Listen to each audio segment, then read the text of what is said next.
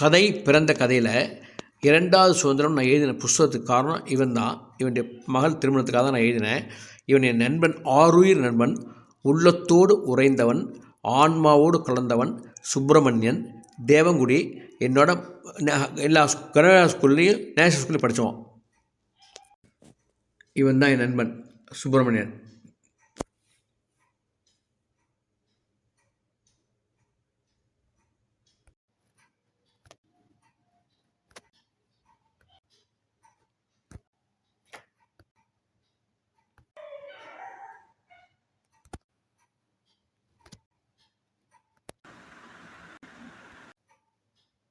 Hi குழந்தைகளே, வணக்கம்.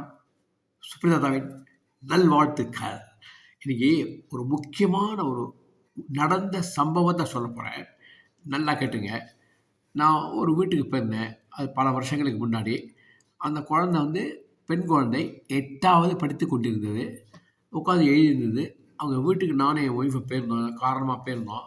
அப்போ என் கதைகள்லாம் சிறுவர் மலர், தினமலர் இருக்கு இல்லையா, அதில் நிறையா வந்துகிட்டே இருக்கும், தொடர்கதை வந்துட்டுருக்கோம். அப்போ அந்த பொண்ணு கேட்டால், நீங்கள் எப்படி கதை எழுதுறீங்க அப்படின்னு கேட்டாப்புல. நான் பேனாவால் எழுதுறேன் அப்படின்னேன். அப்படி கேட்கல, எப்படி உங்களுக்கு எழுதுறது தோன்றது தெரியாதுப்பா, அப்போ எப்போ இமேஜினேஷன் வரும், எழுதுவேன் அப்படின்னு நான் சொன்னேன். அந்த குழந்தை அப்போ கேட்டது. இப்போ சமீபத்தில் ஒருத்தர் என்ன பண்ண வந்தார். சார், கதை புஸ்தகம்லாம் இப்போ அனுப்புறீங்களா சார், இந்த கதைகள்லாம் உங்களுக்கு எழுதணும்னு எப்படி தோன்றது, எந்த சந்தர்ப்ப சூழ்நிலைகள் உங்களை எழுத வைக்கிறதுக்கான சுச்சுவேஷன் உருவாக்குறது அப்படி கேட்டார். அப்போ தான் என் மனசை தோணித்து, என்னுடைய ஆத்மார்த்த நண்பன், உள்ளத்தோடு உறைந்தவன், ஆன்மாவோடு கலந்தவன், அவன் பெயர் சுப்பிரமணியன். அந்த என் பேர் தான் அவனுக்கு. அவன் குறுக்கன், அர்ச்சகர்னு சொல்லலாமா, அர்ச்சகர் குடும்பத்தை சார்ந்தவன், மிக பெரும் செல்வந்தர் குடும்பத்தை சார்ந்தவன்.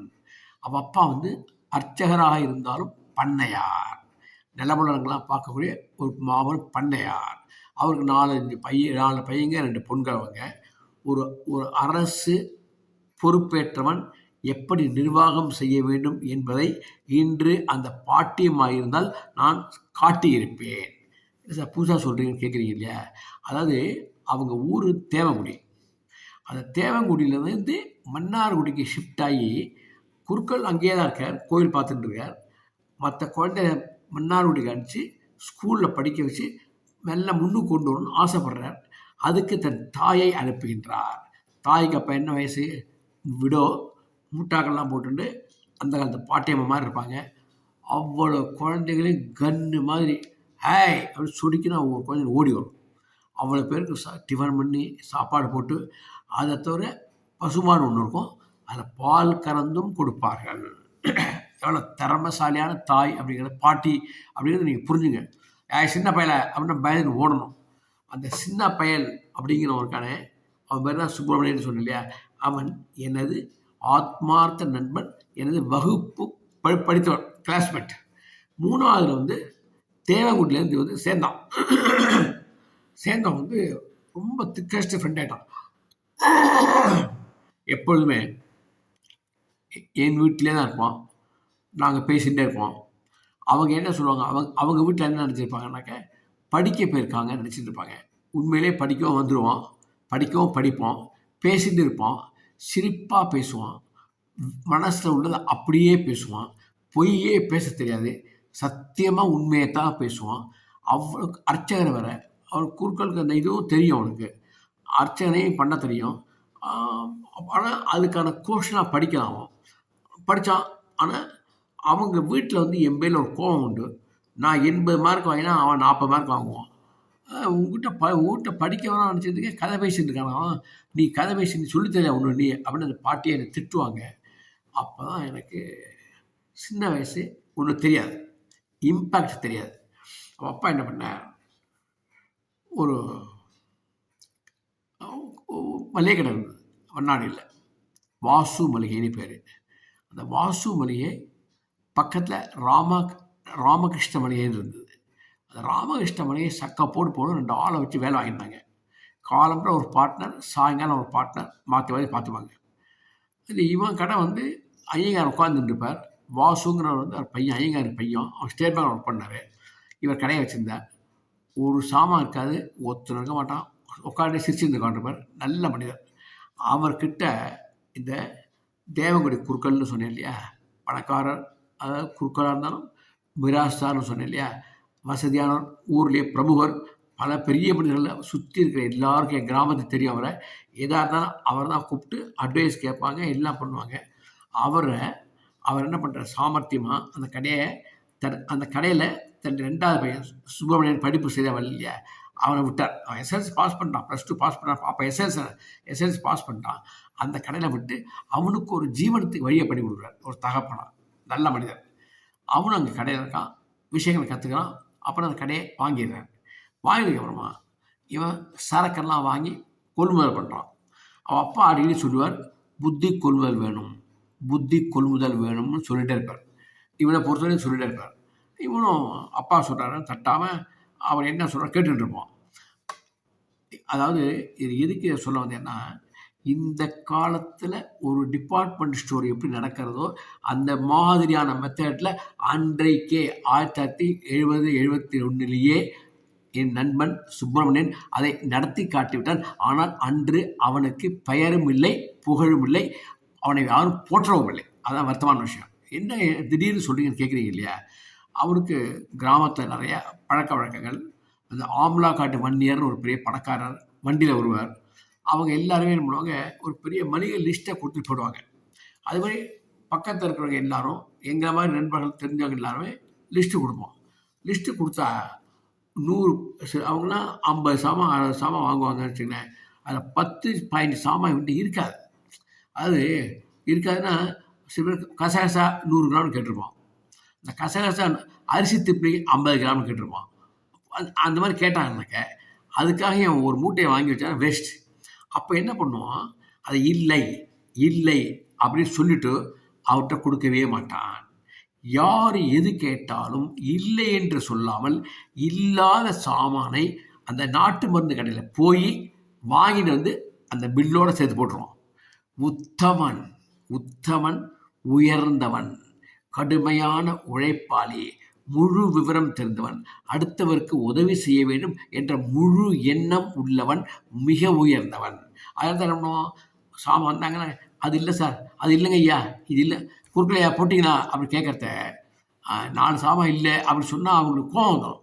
வாங்கியிருப்போம், ஏன் போடக்கூடாதா அப்படி கேட்டாலும் கேட்பாங்க. இதுக்காக வெயிட் பண்ண முடியாது, அந்த கடைக்கு அவங்க போகவும் முடியாது. அதனால் எல்லாத்தையும் வாங்கி பங்கு பண்ணி எல்லாம் நிறையா இருக்குங்க ஐயான்னு கொடுப்போம். அவங்களுக்கும் சந்தோஷம், இவனுக்கும் சந்தோஷம், திருப்தி, ஒரு கஸ்டமர் பிடிச்ச திருப்தி. அதே மாதிரி கடையை, படுத்திருந்த கடையை நிமிர வைத்து உட்கார வைத்து அதற்கு ஓடவும் வைத்தான். பக்கத்தில் இந்த ராமகிருஷ்ண மலையை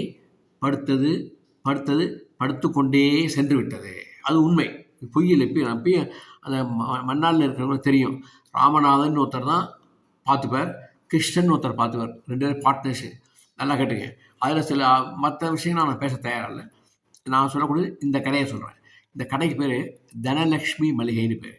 அவர் தன் மனைவி பேர்லேயே அந்த பட்டுக்குறுக்கல்ங்கிறவர் வச்சுருந்தார். அவர் பையன் தான் சுப்பிரமணியன் சொன்னேன் இல்லையா. கடையை அவ்வளோ அமக்கலாக பார்த்துருந்தான். ஒரே ஒரு குறை என்னென்னா, அவனுக்கு கெட்ட நேரம். அவன் அப்பா ஒரு அடிக்கடி விசிட் வருவார். அப்பா அவன் கடையில் இருக்க மாட்டான். ஒரு கடை பையன் இருப்பான், அவனை பார்த்து சொல்லிட்டு போயிடுவான். கடை பையன் நம்பிக்கையான பையன். ஏன் இப்படி போகிறான் அப்படின்னு கேட்பார். எங்கே போயிருக்கான் அப்படின்னார்.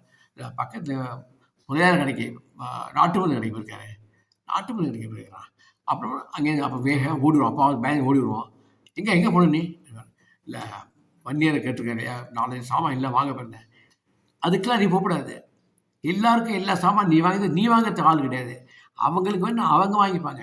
நீ எதுக்கு வாங்கித்தர? உங்கள் வீட்டில் இருக்கிறத கொடு, இல்லாத அவங்க வாங்கிப்பாங்க. இது பெரியவர் சித்தாந்தம். ஆனால் இவன் சித்தாந்தம், நம்ம கடைக்குன்னு வந்து எது கேட்டாலும் இல்லை என்று அனுப்ப வேண்டும். இப்படி டிபார்ட்மெண்ட் ஸ்டோர் போகிறீங்க, ஏதாவது சாமான் இல்லாமல் இருக்கா? எல்லாமே வச்சுருக்கா இல்லையா? அந்த மாதிரி கடைக்கு தானே மக்கள் போகிறாங்க. பாதி இருக்குது பாதி இல்லைன்னா யாராவது வருவாங்களா? அந்த காலத்தில் பல கடைகள் அப்போ தான் இருந்தது. ஆனால் இவன் தான் அதை மாற்றி எது வேணாலும் எங்கிட்ட கிடைக்குங்கிற அளவு கொண்டு வந்தவன்.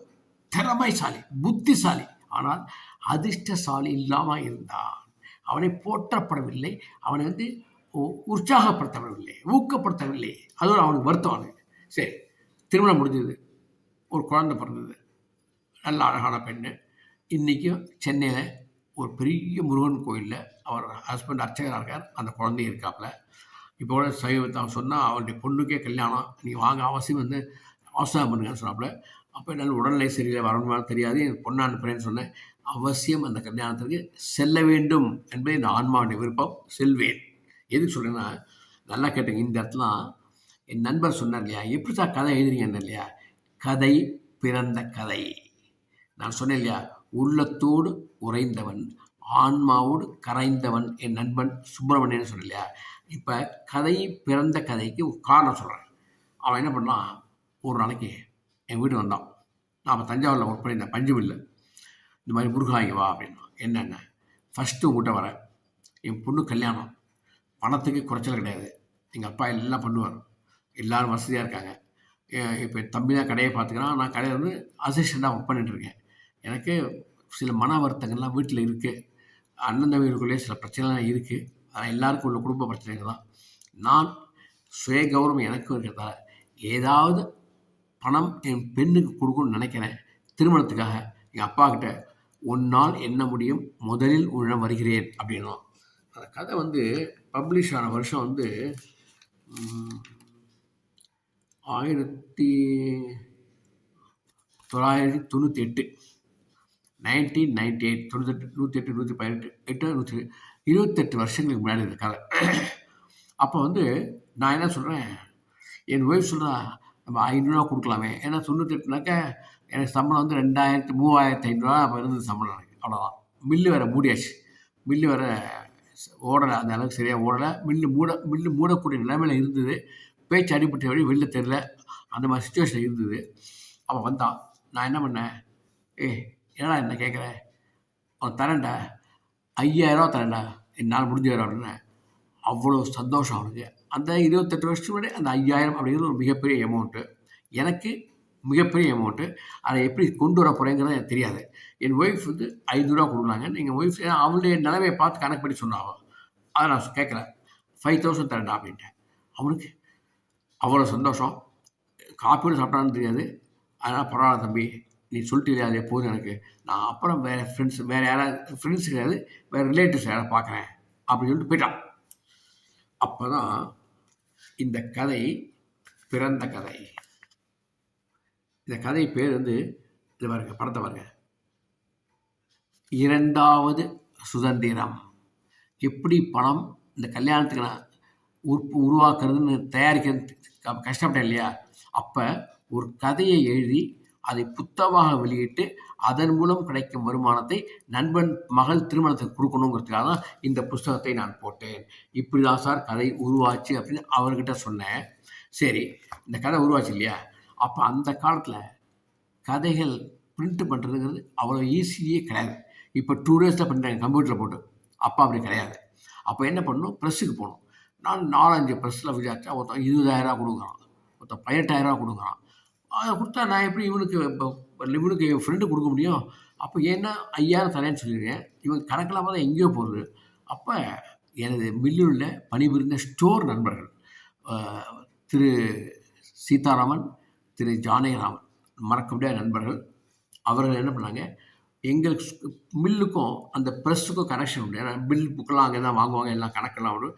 அதனால் அவங்களுடைய இன்ஃப்ளூயன்ஸை ஃபோன் பண்ணி சொல்கிறாங்க, சரி சாரை வர சொல்லுங்க அப்படின்னு அந்த ஓனர் சொல்கிறார், ப்ரெஸ் ஓனர். நான் ப்ரெஸ்ஸுக்கு போகிறேன், விஷயத்த சொல்கிறேன். 8000 ரூபா சார், 500 புஸ்தகங்கள் தான் போடணும் குறைஞ்சபட்சம்.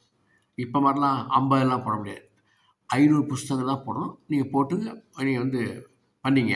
நான் 8000 குறைக்க முடியாது. உங்கள் நண்பர்கள் சொன்னதாலையும் நீங்கள் ஒரு நல்ல காரியத்துக்காக சொன்னதாலையும் இதை நான் செய்கிறேன் அப்படின்னு அவர் சொன்னார். 8000 ரூபா கணக்கு வச்சுங்க. அதை தவிர நான் சொன்னேன், என் கதைக்கு வந்து படங்கள் போடுறோம் அப்படின்னு. படங்கள் போடணுமா, அது தனியாக தான் நீங்கள் ஏற்பாடு பண்ணிக்கணும், அது நாங்கள் ப்ரெஸ்ஸில் பண்ண மாட்டோம். என்ன பண்ணணும் அப்படின்னு, ஓவியர்கள் ஒருத்தர் இருப்பார், இந்த ஓவியர் அட்ரஸ் சொல்கிறேன், ரூமில் தங்கியிருப்பார், அங்கே போய் ஓவியம் வரையுங்க. ஓவியம் வரையணுமா? ஆமாம்.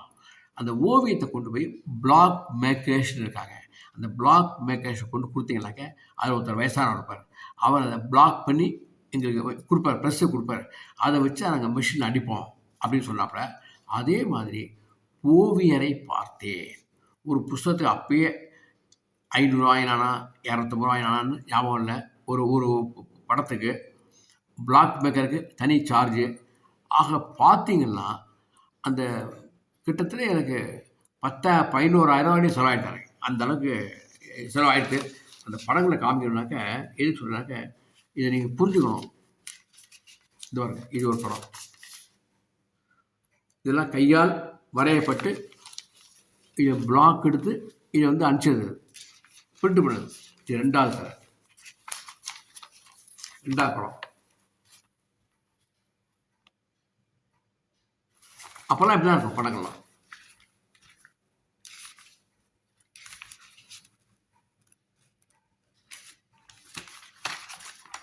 மூணாவது படம்.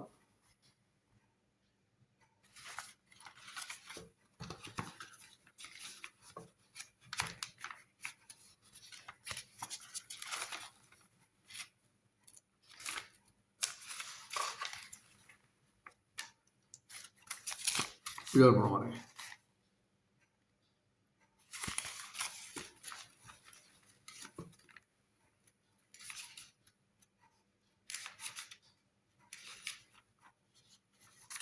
இது ஒரு படம்.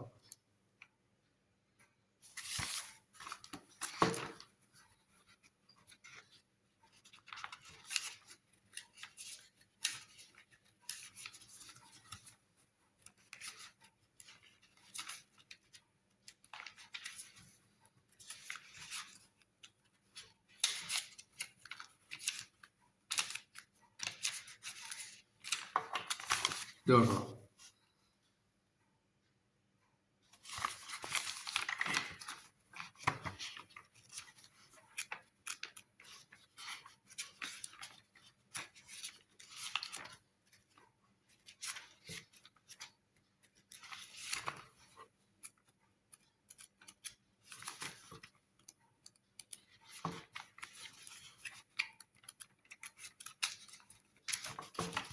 இது ஒரு படம்.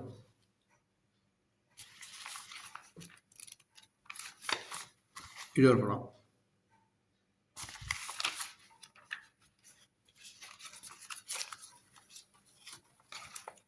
இது மாதிரி எது காமிச்சேன்னா, இது மாதிரி 10 படங்கள் போட்டு பண்ணிக்கிறேன். அப்போ நிறையா செலவழிச்சேன். பரவாயில்ல, நல்லா போடணும் அப்படிங்கிறதுக்காக. இந்த கதையை வந்து யோசிச்சு அவ்வளோ நேர்த்தியாக இருக்கணும், நல்லா பிடிக்கிற மாதிரி இருக்கணுங்கிறதுக்காக கஷ்டப்பட்டு எழுதி முடித்தேன். ப்ரூஃப் பார்த்தேன், ப்ரெஸ்கார்ட்ட கொடுத்தேன்.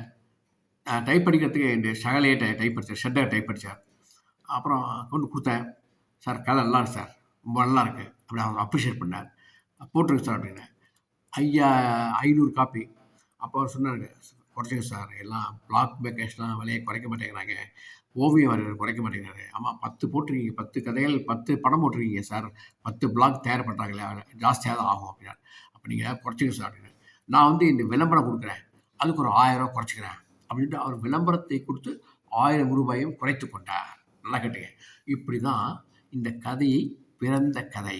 ஒரு புஸ்தகத்துக்கு சொன்னேன் இல்லையா, என் ஆத்மார்த்த நண்பனுடைய பெண் திருமணத்திற்காக அவன் கோடீஸ்வரனாக ஃபேமிலியை சேர்ந்தவனாக இருந்தாலும், பெரிய நிலபுலன்கள் உள்ள மிராசார் குடும்பத்தை சார்ந்தவனாக இருந்தாலும், பெரிய அர்ச்சகராக போற்றப்பட்ட அப்பா கிராமத்தில் இருந்தாலும், இவன் வேலை சரியாக செய்யாத காரணத்தினால் தனக்கு உதவி செய்யும்படி கேட்டதால் நான் செய்த ஏற்பாடு தான் இந்த புஸ்தகம். இல்லை, இந்த பணம் வந்து அவன் கல்யாணம் பண்ண அவசியமே கிடையாது.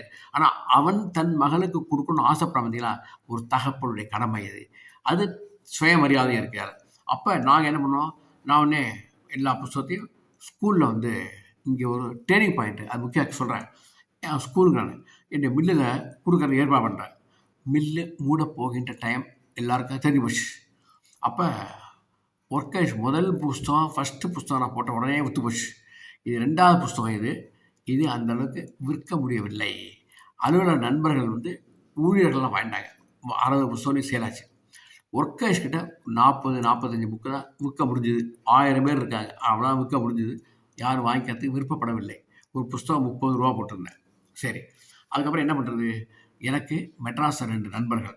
ஒரு நண்பன் சொன்னான், முருகா, நீ எப்போ புஸ்தகம் போட்டாலும் 100 புஸ்தகம் எனக்கு கொடுத்துரு, நான் வாங்கிக்கிறேன் அப்படின்னா, அவன் ஒரு கம்பெனி வைத்து நடத்தி கொண்டிருந்தான். என்னோட தஞ்சாவூர் டெக்ஸ்டைல்ஸ் ஸ்பஞ்சு மில்லில் பணிபுரிந்தவன் தான். அப்புறம் அவனே தனியாக கம்பெனி நடத்தி ஷேர் மார்க்கெட்டிங் பண்ண ஆரம்பித்தான். மிகப்பெரிய ஆனவன். அவன் வந்து சொன்னோன்னே எனக்கு ரொம்ப சந்தோஷமாக இருந்தது. அவனிடம் சென்று 100 புஸ்தகத்தை கொடுத்தேன். அப்போது அவன் நிலை ஓட்டாண்டி. எல்லாம் கடையெல்லாம் மூடிட்டு இங்கே ஓடிவிட்டான். என்ன காரணம் அப்படின்னு கேட்டீங்கன்னாக்க, இந்த ஹர்ஷத் மேத்தா வந்து ஷேர் மார்க்கெட்டில் ஏகப்பட்ட குளறுபடி பண்ணதால எல்லார் பிஸ்னஸும் அடிபட்டதில் பல பேர்கிட்ட பணம் வாங்கி கொடுக்க முடியாமல், அதுவும் இருந்த இடம் முக்கியமாக மாம்பழத்தில் ரங்கநாதன் ஷெட்லர் மெயினான ஆஃபீஸ் வச்சுருந்தான். அப்போ அந்த ஆஃபீஸையும் மூடிட்டு எங்கேயோ போயிட்டான். தலைமறைவாக போகிற நிலைமைக்கு போயிட்டான்.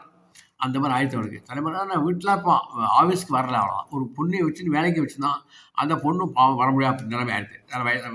நல்ல குடும்பத்தை சேர்ந்த பொண்ணு அது ஹெல்ப் பண்ணால் அதுக்கும் முடியாமல் போச்சு. அப்போ இவனுக்கு கல்யாணம் ஆகி குழந்தைகள் இருந்தது.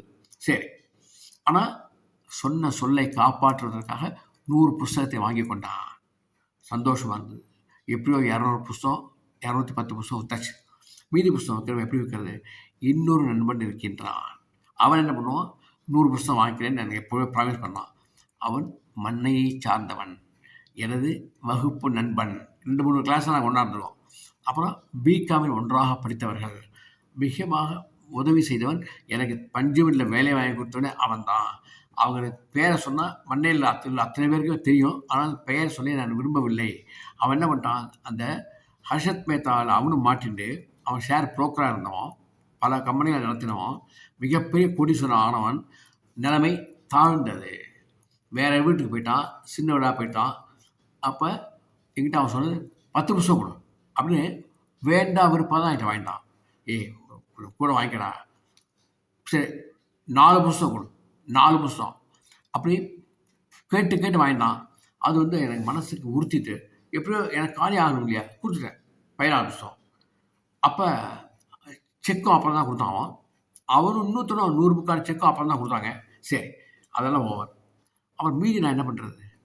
அப்போ இங்கே தான் இறை சக்தி எப்படி வேலை செய்து பாருங்க. நானும் என் தம்பியும் புஸ்தகங்களை தூக்கிட்டு மெட்ராஸ் போயிட்டுருக்கோம். யார்கிட்ட கொடுக்கறது அப்படி யோசிச்சுட்டு இருக்கோம். அப்போ எனக்கு கல்கத்தா நண்பனின் ஞாபகம் வருகிறது. அவன்தான் மறைந்த இறையருள் பெற்ற இன்னைக்கு சிவலோகத்தில் இருந்து கொண்டிருக்கின்ற ராஜேந்திரன். அவன் வந்து அலுவலக நண்பன் கல்கத்தாவில். ஈவன் பால்ய நண்பன் படிப்பு விஷயத்தை ஸ்கூல் மேட்டுவான். நல்லா கேட்டுங்க. அப்போ அவன் ஞாபகம் வருது. அவன் இந்தியா சிமெண்ட்ஸை சேர்ந்தவன். துன் புல்லிங், அதாவது தன் புல்லிங்னு சொல்லுவோம். அங்கே தான் இருப்போன்னு எனக்கு ஒரு ஐடியா. நேராக அங்கே போகிறேன். இதுக்கும் லக்கு அவன் இருக்கானா பார்ப்போங்கிறது. ஏன்னா கான்டாக்ட் விட்டு போச்சு எங்களுக்கு. போய் பார்க்குறேன். ஏன்னா நான் 74 ஒர்க் பண்ணேன். இப்போ 98 பார்க்குறேன். அப்போ எத்தனை வருஷம் ஆகுது பாருங்கள். அந்த வருஷத்தை அவன் அங்கே இருப்பானா எங்கே இருப்பான்னு தெரியாது எனக்கு. அதிர்ஷ்டத்துக்காக போகிறேன். போய் கேட்குறேன். மேலே 2ஆவது மாடியில் இருக்கார் ராஜேந்திரன், போய் பாருங்கள் அப்படின்னாப்புல. அதே ராஜேந்திரனை மாடியில் சென்று பார்த்தேன். உட்காந்துட்டுருக்கான். இந்த பக்கம் ஒரு 50 பெஞ்சு இருக்கும், 25 பெஞ்சு. இந்த பக்கம் 25, 50, 30, 40 பெஞ்சாக இருக்கும் மொத்தம். 80, 100 வரையும் வந்திருக்கோம். மொத்தம் அத்தனை ஸ்டாஃப் இருக்காங்க. இவன் சேர் பண்ணி உட்காந்துருக்கான். இவன் தான் அவர்களை பார்த்து கொண்டு வேலை வாங்கி கொண்டிருக்கின்ற மேஸ்திரி மாதிரி, சூப்பர்வைசர் மாதிரி. மேஸ்திரி சூப்பர்வைசர். சரி, அந்த மாதிரி மேனேஜர் லெவல். நமக்கு வந்து இந்த மில்லிலே இந்த தலை லோ லெவல் தோன்றது சூப்பர்வைசர் அப்படின்னு தோன்றது அதெல்லாம் கிடையாது. மேனேஜர், பெரிய மேனேஜரும். அதுவும் இந்தியா சிமெண்ட்ஸ் ஓனருடைய தம்பி கம்பெனியை பார்க்குறோம், மிகப்பெரிய ஆளவும். சரி, அப்போ அவன்கிட்ட போய் சொன்னேன், வாடா முருகா அப்படின்னா. எத்தனை வருஷம் கழிச்சு? 24 வருஷம் கழிச்சு நான் பார்க்குறேன். 74, 84, 90, 24 இயர்ஸ் ஆஃப்டர் நான் வந்து அவனை மீட் பண்ணுறேன். வா முருகா அப்படின்னா. விஷயத்தை சொன்னேன். அப்படியா, புஸ்தகம் கொடு அப்படின்னா. ஒரே ஒரு புஸ்தகம் வாங்கிட்டான். விலையை பார்த்தான். 100 புஸ்தகத்துக்கான 3000 ரூபா பணத்தை அப்படியே கையில் கொடுத்தான். போ அப்படின்ட்டான். புஸ்தகம்டாங்க, இந்த ஒரு புஸ்தகம்டா 100 புஸ்தகம், 100க்கு சமம், போ, மற்றெல்லாம் எங்கேயா ஒத்துக்கோ அப்படின்ட்டான். நான் சொன்னேன், வேண்டாம், அது மனசாட்சி இடம் கொடுக்கல. 100 புஸ்தகம் கொடுத்துருப்பேன். சரி, ஸ்டாஃபுக்கெல்லாம் கொடு அப்படின்னா. எல்லா ஸ்டாஃபுக்கும் கொடுத்தேன். அங்கேயே மீதி அவன்கிட்ட 2-3 இருந்துக்கணும் நினைக்கிறேன். கொடுத்துட்டு அந்த 100 புஸ்தகங்களையும் அங்கேயே முடித்து விட்டு வெளியில் வந்தேன். அப்போ நண்பன் ராஜேந்திரனுக்கு இறைவனாக பார்த்து புண்ணியத்தை சேர்த்து கொடுத்தான். ஏன்னா இது கல்யாணத்துக்கு பயணம் பண்ணக்கூடியது. இந்த அமௌண்ட்டு ஒரு திருமணத்துக்கு போகிறது, ஒரு ஒரு குறுக்கள் பரிச்சவருடைய பொண்ணு திருமணத்துக்கு போகிறது. அப்படிங்கிறத அதில் நான் மட்டும் இல்லை, அந்த ராஜேந்திரனையும் பங்கு கொள்ள செய்கிறது இறைவன் செயல். அப்போ நண்பன் சேர்றான் பாருங்க. இந்த நண்பனைக்காக நான் அந்த நண்பனை எதேச்சா பார்க்க நேர்பட்டது. இது மிக மிக மனசுக்கு ரொம்ப சந்தோஷமான செயலாக இருந்தது. நினச்சி பார்க்குறேன், ஆச்சரியமாக இருக்காது. அதுக்கப்புறமா தஞ்சாவூர் வந்தேன். தஞ்சாவூர் வந்து விஸ்வநாதன் டேண்டக்ஸ் மேனேஜர், அவர்கிட்ட போய் சொன்னேன், நீ ரோட்டரி வா அப்படின்னார். ரோட்டரி கிளப்புக்கு போனேன். அப்போ சொன்னார், ஒரு அர்ச்சகர் பெண்ணுக்காக இவர் பண்ண இது பண்ணுறார், திரட்டுறார், புஸ்தகம் போட்டுறார், வாங்கிங்க அப்படின்னார். ஒருவரை தவிர அத்தனை பேர் வாங்கி கொண்டார்கள். அது ஒரு 70-75 புஸ்தகம் வித்தாச்சு. ஆக இப்படி அப்படி இப்படி அப்படி அங்கே இங்கே சுற்றி சுற்றி அலைஞ்சு 500 புஸ்தகங்களை விற்று 5000, எங்கள் அம்மா ஒரு 1000 ரூபா, ஒரு தங்கம் ஒருத்தர் கொடுத்தாங்க. எல்லாம் சேர்த்து அவன்கிட்ட கொடுத்தேன். அவனுக்கு ஆனந்தம், பரமானந்தம், சச்சிதானந்தம், நித்தியானந்தம் அவனுக்கு ஏற்பட்டது, எனக்கு ஏற்பட்டது. இந்த நட்புக்கு காரணம் எங்கள் நட்பு வந்து பால்யத்தேர்ந்து ஆத்மார்த்த நட்பு. ஏன்னா என் சகோதரனுடைய திருமணத்தை நடத்தி கொடுத்தவன் அவனே தான். அப்போல்லாம் அந்த காலத்தில் நான் கல்கத்தாவில் இருந்தேன். அப்போல்லாம் பார்த்தீங்கன்னாக்க வீட்டிலாம் கல்யாணம் பண்ணுவாங்க. ஒரு வீட்டில் மாப்பிள்ளை போய் வச்சுப்பாங்க. பாத்திரங்கள்லாம் இங்கே ஏதாவது பணக்காட்டில் எடுக்கணும். ஒவ்வொரு பணக்கார வீட்டிலேருந்து மேலே போய் ஏறி இறங்கி அண்டா குண்டா அர்க்கஞ்சட்டி எல்லாத்தையும் எடுத்து அதெல்லாம் தேக்கத்துக்கு ஏற்பாடு பண்ணி அவ்வளவையும் செய்தவன் என் நண்பன். ஒரு திருமணத்தை முழுக்க முழுக்க எப்படி முடிக்க வேண்டுமோ அப்படி முடித்து கொடுத்தவன் என் நண்பன் சுப்பிரமணியன்.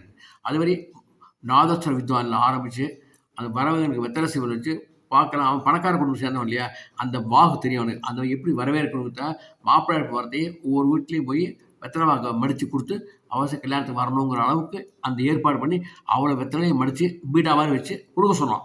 கொடுத்தேன். அவ்வளவு திறமைசாலி, அவ்வளோ புத்திசாலி, அவ்வளவு எல்லாரையும் பழகக்கூடியவன், உதவினா ஓடக்கூடியவன்.